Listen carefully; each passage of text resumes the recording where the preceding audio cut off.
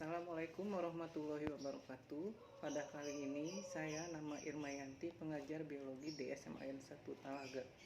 Pada kesempatan kali ini saya akan menjelaskan tentang pembelahan sel mitosis yang terjadi pada sel manusia, yaitu tahapan-tahapan dalam pembelahan mitosis itu adalah adanya fase profase, metafase, anafase, telofase, dan interfase. Interfase ini adalah fase istirahat dari pembelahan sel.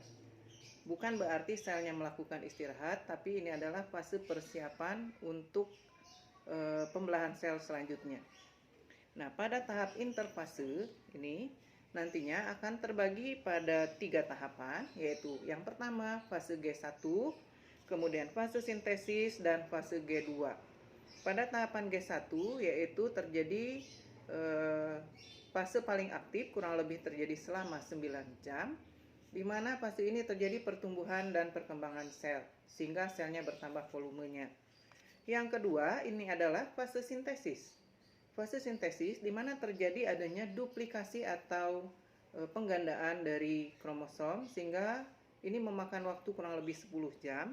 Dan yang ketiga, ini adalah fase gap 2 atau fase growth, fase pertumbuhan sel, di mana sel ini siap mengadakan pembelahan. Selanjutnya masuklah kepada tahap mitotik, yaitu tahap pembelahan sel.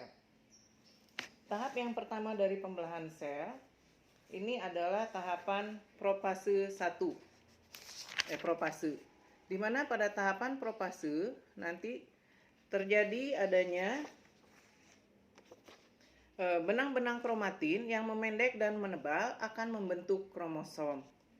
Pada tahap profase ini nantinya akan terbentuk adanya benang-benang spindle dan juga akan menggantung pada sentromernya yang nantinya akan bisa membentuk kutub-kutub pembelahan.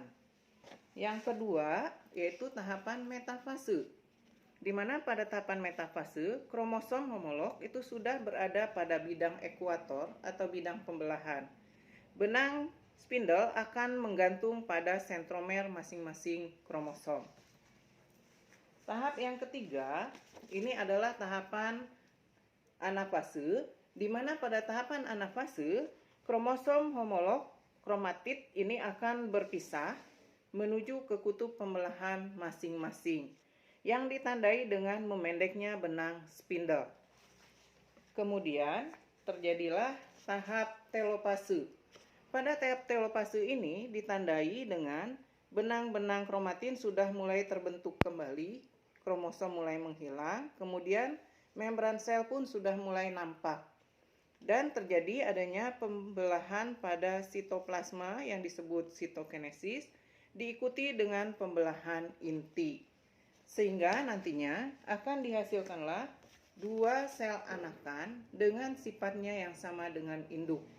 Apabila induknya haploid, maka sel anak pun akan haploid. Apabila sel indukannya diploid, maka sel anakannya pun akan haploid. Demikian untuk pembelahan mitosis yang terjadi pada sel-sel tubuh pada manusia. Sekian, wassalamualaikum warahmatullahi wabarakatuh.